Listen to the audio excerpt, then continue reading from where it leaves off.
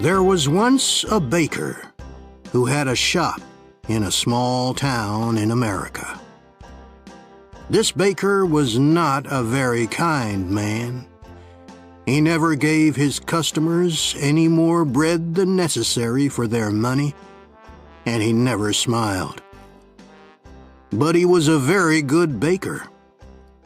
His bread was the softest bread that you could imagine. Sometimes, customers paid for their bread and started eating it there in the shop. And his cakes, his cakes were really delicious. People came to his shop from all over town. When they walked down the street, they smelled the baker's wonderful bread and his delicious cakes, and they walked right into his shop. But not everyone came inside. Some people just stood outside the shop smelling and looking in through the windows. The baker didn't like this. Their stomachs are full of the smell of my bread. I'm giving them a free lunch, and I get nothing for my hard work, he said to himself. Perhaps there's some way to put those delicious smells in bottles. Then I can sell them, just like I sell my bread. One winter morning, very early, the baker was in his shop, making bread. He wasn't singing happily while he worked. He was complaining to himself about getting up early, about the cold weather, and about anything that came into his head. In the middle of all this, he looked up and saw someone looking in through the window. It was a young man wearing an old coat. He was looking at the baker's bread, and he was hungry. He was smelling the fresh bread and smiling. When the baker saw him, he felt very angry. That thief outside my shop has a stomach full of the smell of my bread. It's a free breakfast. I get nothing for my hard work, while he steals my smells. The man didn't move.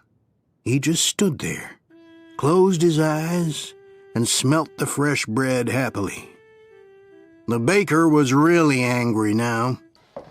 He walked across the shop, opened the door, and shouted at the man, "Pay me!"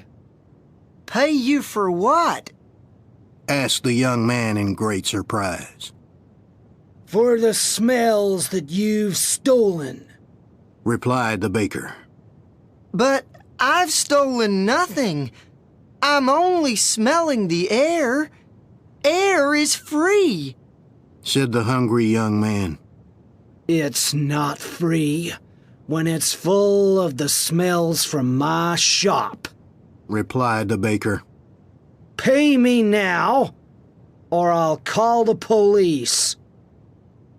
When the young man didn't pay, the baker took him by the coat and pulled him through the snow to the judge's house. He knocked on the door. After a long time, the judge opened the door in his nightclothes. He looked at the baker and the hungry young man standing outside in the street. It was 6 o'clock in the morning. What could be so important so early in the day? "This man is a thief. He stole the smells from my shop," said the baker.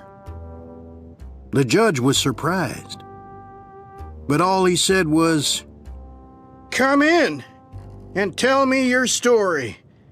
But first, give me time to dress myself." He went back into the house. After a few minutes, he came back and he took them inside. They all sat down together around a large table. "All right. Tell me everything. Baker, you start," said the judge. He listened quietly. First, the baker told him all about the hungry man who stole all his smells. The judge went on listening. Then the young man told him that air was free and that any man could have as much as he wanted. When they finished telling their stories, the judge was silent for a few minutes. The baker started telling him again of how the other man took all his smells without paying. "Stop! Be quiet! I've decided what we'll do," said the judge. "Young man, do you have any money?"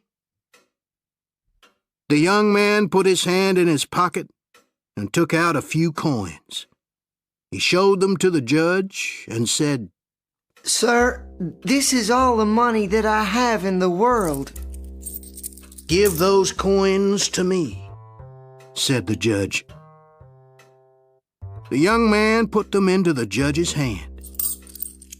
"I've listened carefully to both your stories," began the judge. "It's true that the smells were coming out of the baker's shop, and these smells belonged to the baker. And it's also true that this young man took those smells without paying for them. And so I say that the young man has to pay the baker for the smells that he took." The baker smiled, perhaps for the very first time in his life. He held out his hand at once for the money, but the judge didn't give him the coins.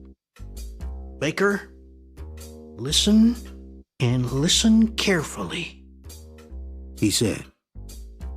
He shook the coins in his hands, and they clinked together.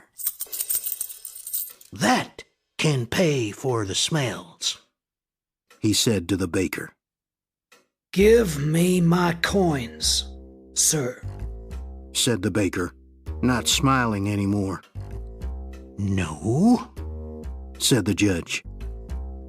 "I've decided that the sound of money is the best way to pay for the smell of bread." And with that, he gave the coins back to the poor young man and told him to go home.